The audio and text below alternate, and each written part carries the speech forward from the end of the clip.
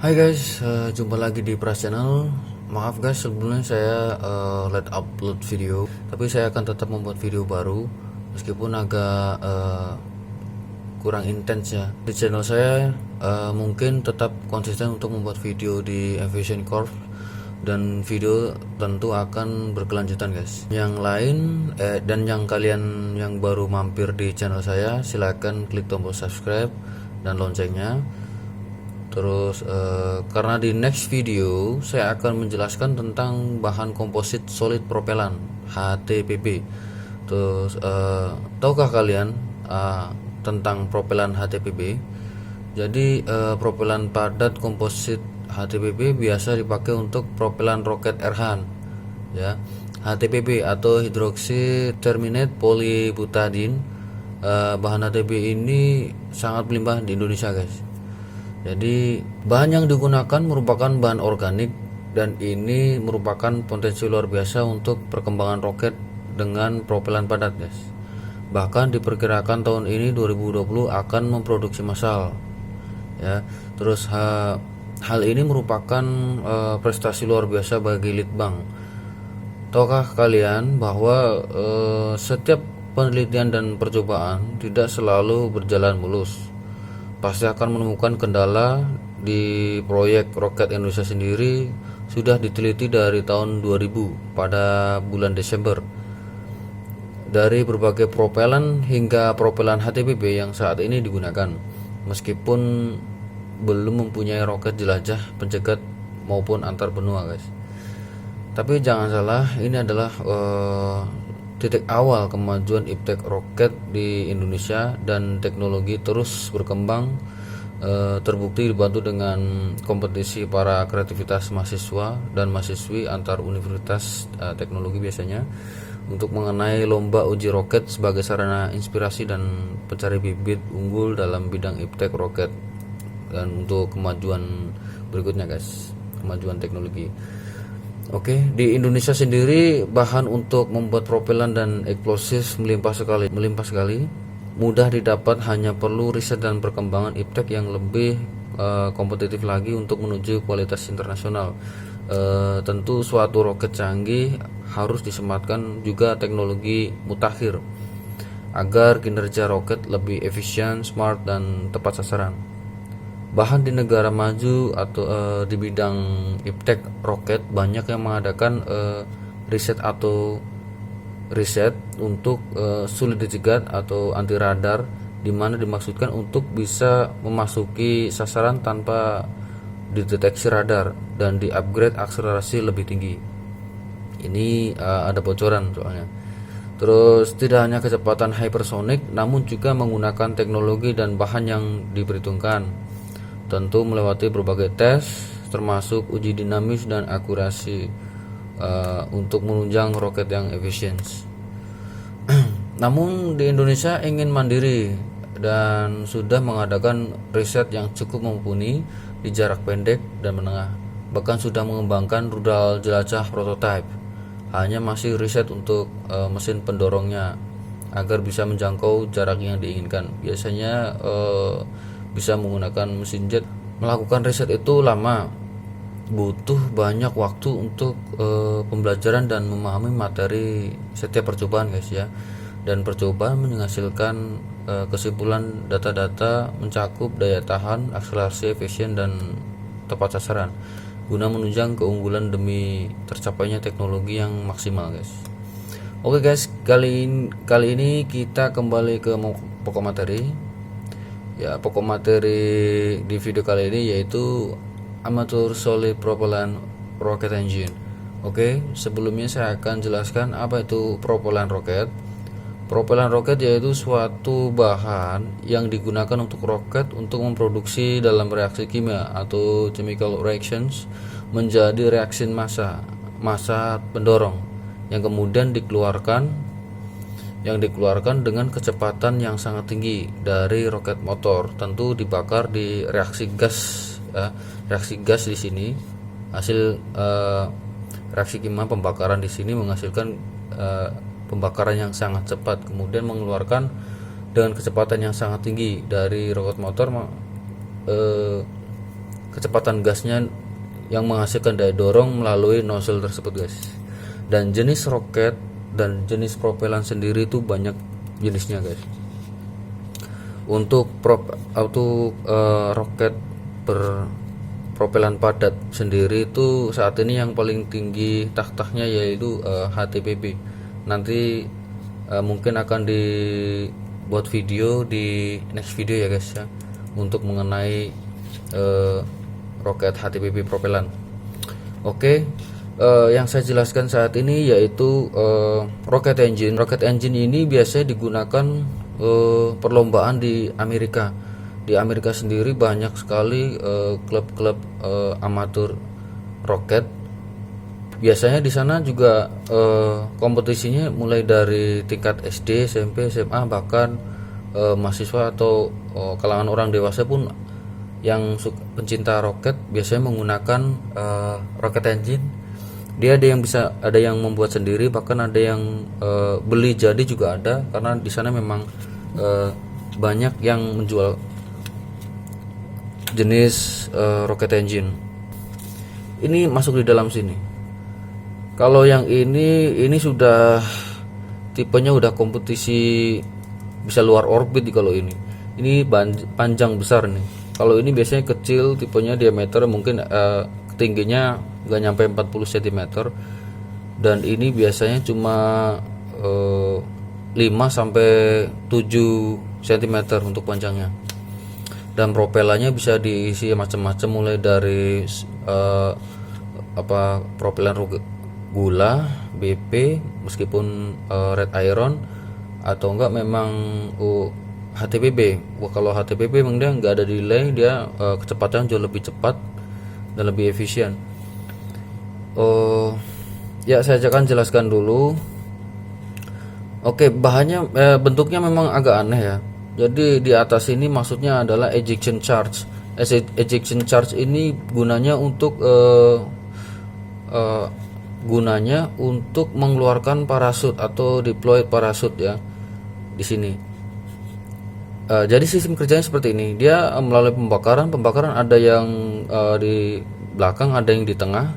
Nah, sewaktu pembakaran itu maju dan gas mulai maju dan propelan mulai habis, terus dia akan mendekati di sini. Di sini itu ada selahnya yang saya tanda ini, yang putih ini.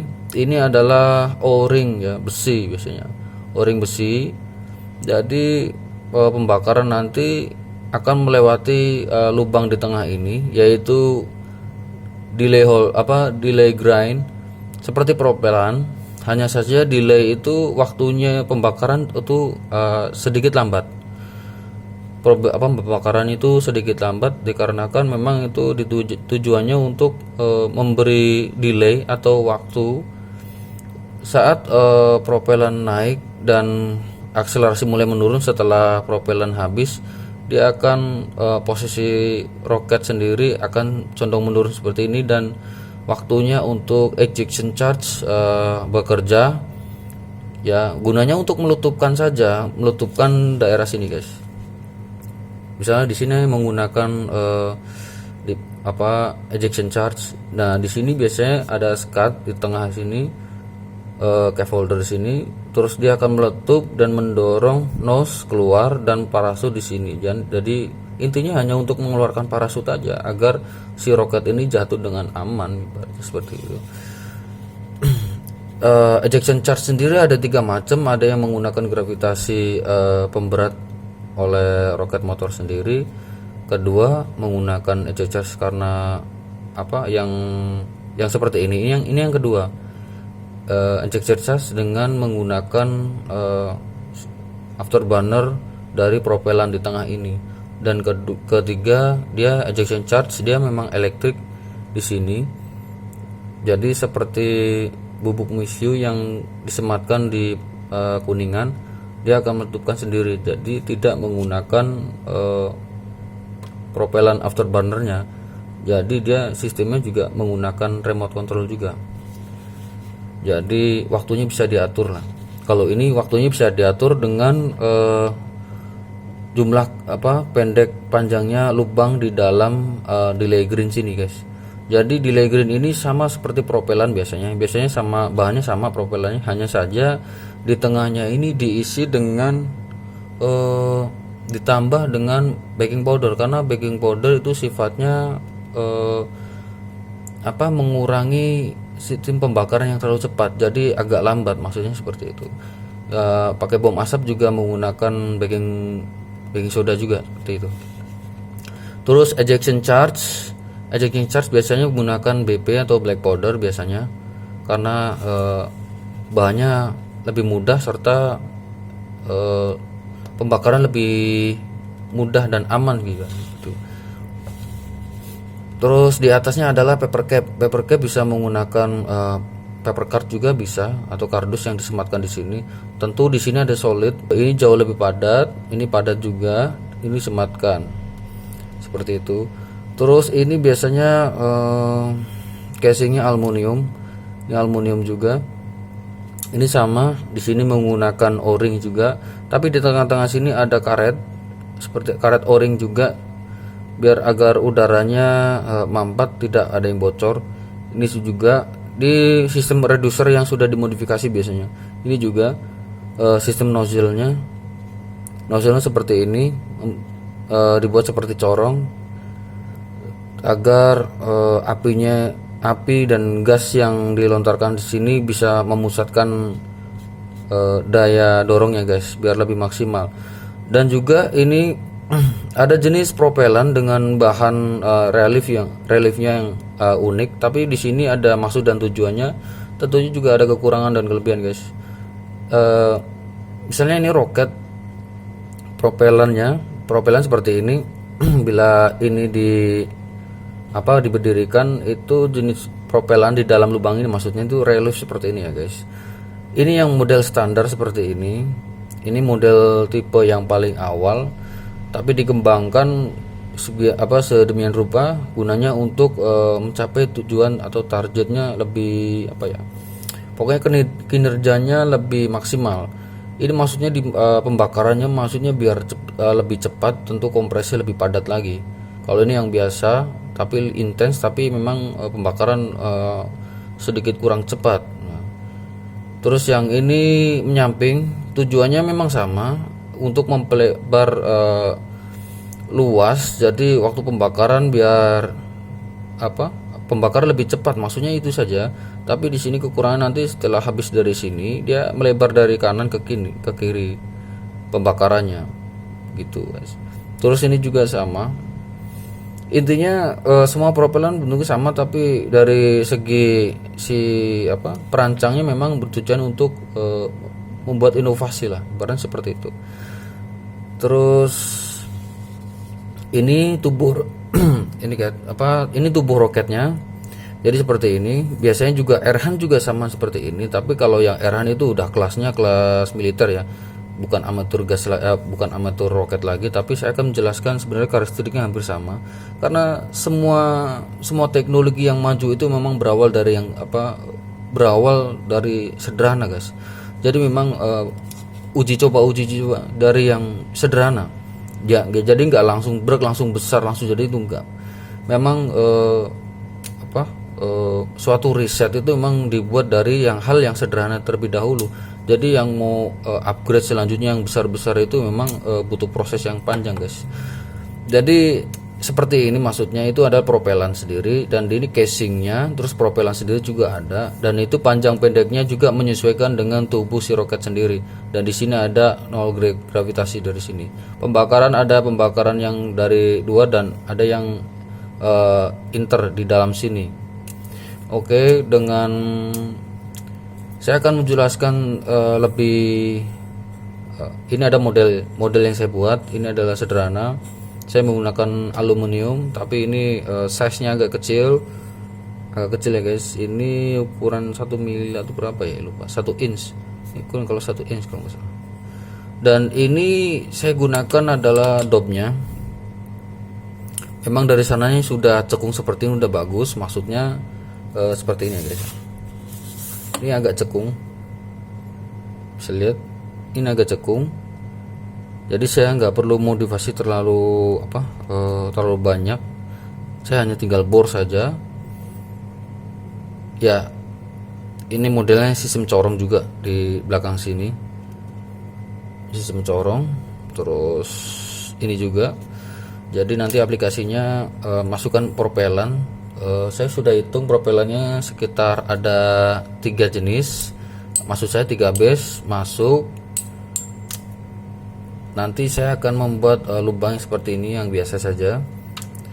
Terus nanti isiannya yang memang waktu di video-video kemarin menggunakan red iron oxide memang pembakarannya lebih cepat dan tidak mudah teroksidasi dengan air juga sih. Jadi tidak mudah tercampur dengan air, jadi pembakarannya lebih maksimal. Seperti ini. Ini adalah demonstrasi yang sederhana saja ya. Seperti ini. Tapi nanti setelah menggunakan propelan padatnya, baru dikasih skat ring di sini serta o-ring karet, lalu tutup menggunakan reducer yang sudah dimodifikasi. Di atas kalau mau menggunakan ejection charge sama juga, tapi tentu dimensinya agak besar guna menyematkan ejection charge. Tapi ejection charge-nya harus lebih besar dan delay grain-nya tentu di sini lebih padat karena dia ikut tekanan gas dari propelan, guys. Ya, segitu aja di video kali ini, semoga bermanfaat. Jangan lupa subscribe-nya karena di video selanjutnya saya akan membahas tentang